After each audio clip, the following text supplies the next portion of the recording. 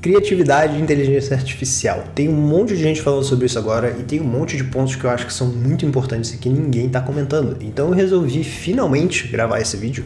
Um vídeo que eu estava sendo extremamente perfeccionista para criar, na verdade. Eu queria mega estruturar tudo. Eu queria fazer uma pesquisa mais aprofundada sobre previsões de futuro. Então no final eu não estava fazendo nada.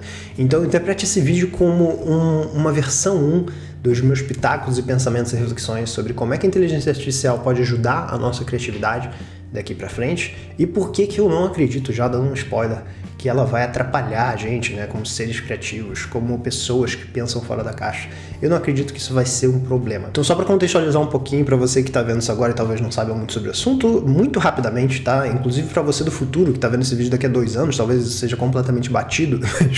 Agora é fevereiro de 2023 e tem alguns meses que surgiu o ChatGPT, né, que é basicamente literalmente uma sala de conversa onde você pode falar com um robozinho, né, uma inteligência artificial que pode ou pesquisar coisas para você, pode corrigir o que você escreve, pode criar alguma coisa do zero para você, com texto, ela pode gerar códigos, ela pode fazer uma série de coisas. E em paralelo a isso, essa tecnologia também está sendo usada para criar imagens, para criar música, para criar anúncios para venda.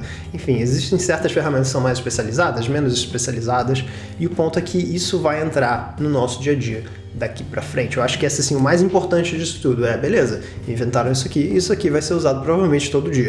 E aí uma coisa muito interessante acontece. Se a gente pergunta, né, pra alguém que a gente conhece, né, você é uma pessoa que está ok com mudanças, você lida bem com elas, a maioria das pessoas vai dizer que sim. Mas quando a mudança acontece, aí é outra história. Eu acho que algumas pessoas sentem medo, algumas pessoas não sabem como é que elas vão navegar isso com a insegurança que surge, né, de eu fazer isso de uma forma até agora e agora tem uma ferramenta nova que vai acontecer. Então nesse momento eu acho legal a gente dar um passo para trás e lembrar que qualquer tipo de inovação, qualquer tipo de mudança é como se fosse uma caixinha, né, que traz uma série de prós e contras dentro dela. E claro, isso dependendo do contexto de cada pessoa, dependendo do que você faz, os prós e os contras podem ter pesos diferentes, né? Uma coisa pode te ajudar muito, para outra é uma coisa meio inútil, ou para você uma coisa que é negativa, para mim é positiva. Então tem uma série de coisas que a gente tem que considerar. E eu tô comentando isso porque eu acredito que hoje em dia, com a velocidade que a gente consome informação, e com essa... E uma coisa assim que sempre foi nossa, né? Que é essa coisa da insegurança da mudança. A gente quer saber o que isso vai acontecer. A gente não gosta de navegar a incerteza.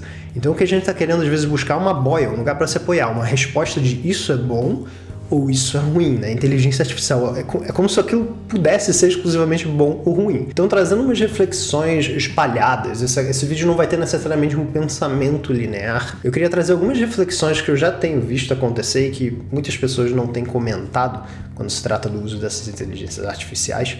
E a primeira delas é o fato de que é interessante ver como o processo criativo da máquina, de certa forma, se conecta com o nosso processo criativo. Se eu peço para o ChatGPT escrever um e-mail dizendo que eu não posso ir para tal evento, ou para tal compromisso, ou para tal reunião, mas escrever isso de uma forma gentil e de uma forma que eu soe sério ao mesmo tempo, e o ChatGPT gerar esse primeiro rascunho, e nota que eu falei, né, o primeiro rascunho, eu não vou ter a expectativa de que aquilo vai estar maravilhoso desde o início. Porque muitas vezes, assim como no nosso processo criativo, a gente precisa pegar aquela primeira versão e melhorar. Então isso é uma coisa que eu vejo muitas pessoas que inclusive estão meio que criticando o ChatGPT nesse estado atual, né?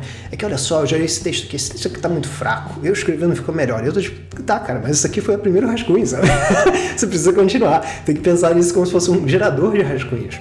E isso é que eu acho que é interessante, é que eu fico pensando que muitas vezes as pessoas que estão distraídas agora em ficar ou do lado, isso aqui é bom, isso aqui é ruim, elas estão tão ocupadas com esse negócio de ser de um time ou ser do outro time, que elas não pensam de fato como usar aquela ferramenta de uma forma mais legal. Então se, por exemplo, eu vejo que aquele rascunho não saiu legal, eu posso dar mais contexto para aquela inteligência artificial, ou eu posso pedir para ela escrever de uma forma um pouco mais amigável, mantendo o conteúdo. Então existem muitas versões que podem sair daquela primeira versão que foi criada. Então para mim esse é um ponto interessante de observar, é como essa coisa de achar que o primeiro rascunho que a inteligência artificial vai gerar demonstra não apenas o nosso, talvez, desconhecimento sobre como o processo criativo funciona, que é uma coisa que você não do nada cria uma coisa sensacional, né? Você tem a ideia e do nada você tem a criação final, você tem muitas versões ou algumas versões até você chegar no resultado, e como as pessoas não entendem também como a tecnologia funciona, talvez, que ela precisa de mais informação, ela precisa que você nutra ela de conhecimento, de contexto, explicando também um pouco do seu tom de voz. Você precisa nutrir e dar umas direções para ela,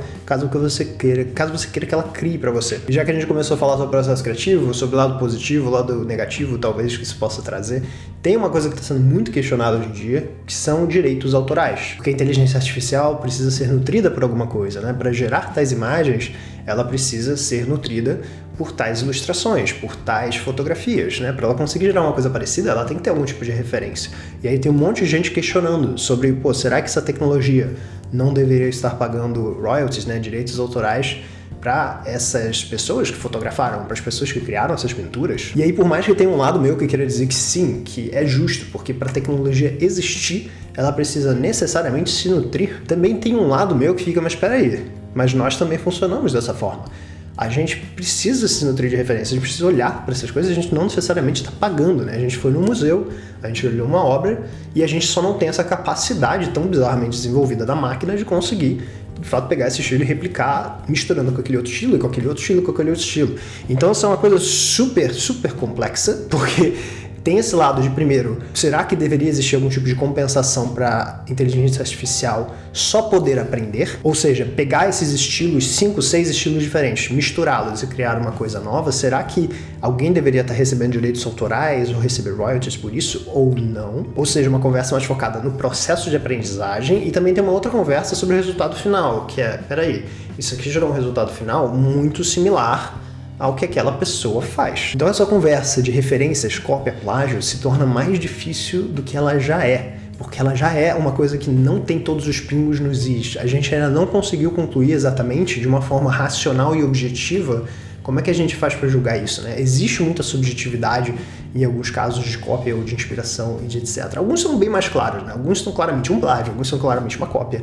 Mas em muitas vezes existem, de fato, assim, discussões complexas. E eu acho que isso vai tornar isso cada vez mais complexo. Eu tô trazendo isso só para deixar claro que, assim, nem tudo são mudanças boas, na minha opinião. Eu acredito que a gente talvez ainda não esteja nesse momento de ter maturidade para discutir esse ponto, mas a inovação está acontecendo, então a gente vai meio que se adaptando. Então isso é que eu acho que é interessante, em vez de eu falar, eu, Thiago, sou contra isso aqui, eu estou observando, olha, só tem esse lado negativo, e que eu acho que é bem perigoso, e que a gente vai precisar conversar. Agora, pulando para um outro ponto que eu acho que é extremamente positivo, o fato de que muitas pessoas travam no primeiro rascunho. Normalmente perfeccionismo, procrastinação, faz a gente ter medo, né, de criar aquela primeira versão, porque a nossa primeira versão de um texto, de uma página, ou de uma ilustração, etc., nunca vai ser tão legal quanto aquele livro que tá na minha estante, que me inspira, sabe? Então, eu acho que isso é que é uma coisa interessante, é pensar que, caramba, da próxima vez que eu tiver travadão, eu tô ali, o Thiago sentado na mesa e tal, não sabendo o que escrever, eu posso pedir pro ChatGPT ou para qualquer outro tipo de tecnologia, porque essa não é a única tecnologia de inteligência artificial que escreve, eu posso pedir para essa tecnologia gerar um primeiro rascunho sobre tal assunto. E para mim, pelo menos, é muito mais fácil eu começar a editar e melhorar uma coisa que já existe do que criar alguma coisa do zero. Talvez em alguns momentos isso seja o oposto, eu prefiro criar do zero. Mas é muito legal saber que se eu tiver travadão ali, eu posso abrir esse chat e posso pedir para gerar um rascunho baseado em tal coisa. E isso não precisa acontecer necessariamente para, por exemplo, se eu quero criar um texto, eu vou pedir para o ChatGPT escrever. Tem pessoas usando geradores de imagens de inteligência artificial para inspirar o seu processo de escrita. Isso pode acontecer de uma forma mais holística também, mais transversal de um ponto de vista criativo. Então, por exemplo, se eu estou escrevendo um livro de ficção, mas eu não sei ilustrar e eu não sei criar ambientes interessantes de um ponto de vista de arquitetura, isso é importante no meu livro, eu posso usar a inteligência artificial para suprir essa demanda. Eu posso fazer um ambiente legal para conseguir me sentir na vibe do livro, sabe, na hora de escrever, ou criar meus personagens mesmo que estão no livro. Isso pode ser usado na hora de eu criar, isso pode ser usado depois para divulgação, né? Se eu quero falar sobre os livros nas redes sociais, eu posso falar sobre meus personagens com as imagens deles, sabe? Então é muito interessante pensar as possibilidades holísticas de criação que isso abre. E para deixar claro, eu não sei qual vai ser o título do vídeo ainda, talvez envolva ChatGPT, mas o ponto aqui eu tô falando de inteligências artificiais como um todo. E o fato de que isso vai se tornar cada vez mais comum, tá? Então não se limite a nomes que eu tô dando, por favor. Mas se eu pudesse destacar um ponto de estudo, um ponto dessa reflexão sobre, opa, tem uma tecnologia nova aqui, essa tecnologia faz coisas assustadoras que a gente nunca viu antes. Eu acho que o mais importante pensar é que isso constantemente vai acontecer. Então o que eu acho que é interessante pensar é que essa necessidade de ter certeza ou uma segurança, ou estar em um dos polos, né? Pensar nisso de uma forma super binária, ou eu sou contra, ou eu sou a favor, normalmente é uma coisa que não contribui para o nosso aprendizado. E não só de um ponto de vista de buscar coisa na internet, respostas, mas de um ponto de vista de conversa também. Quanto mais a gente fica no time do contra, time a favor, mais difícil a gente de fato conseguir explorar os nuances dos prós e dos contras. A mesma coisa acontece com NFTs, Web3, etc. É uma coisa que tem uma galera que ama e é apaixonada, e tem a galera que não entende e não gosta, e sente resistência, sente medo às vezes de aprender, e aí não tem uma conversa na meiuca. É só essa galera aqui criticando essa e essa criticando a outra. E no final, como é que a gente aprende? Porque se todo movimento, toda inovação, toda tecnologia tem seus prós e contras, é importante que a gente discuta esses prós e os contras. Seja para a gente melhorar a forma com que a gente faz algo hoje, seja para a gente começar a melhorar também a tecnologia que está surgindo, né? Afinal, tem lados ruins. Só que a partir do momento que isso vira uma questão de time, de esse aqui é melhor que o outro, a gente entra muito num campo de ganhar a discussão. A gente tem menos abertura para, de fato, aprender e desenvolver. Então, eu acho que se eu pudesse tirar uma coisa desse vídeo, seria essa questão. Em vez de a gente ficar discutindo isso de uma forma polarizada, vamos tentar discutir um assunto de uma forma mais aberta. Se você é uma pessoa que ilustra e você, nesse momento, está muito irritada por causa dessa questão de direitos autorais, tipo, essa inteligência artificial conseguiu pegar o meu estilo e replicar, isso me deixa com muita raiva, logo eu sou contra. Calma, vamos tentar analisar, eu sei que isso pode gerar certas emoções, mas será que não vale mais a pena a gente pensar sobre os positivos e os negativos?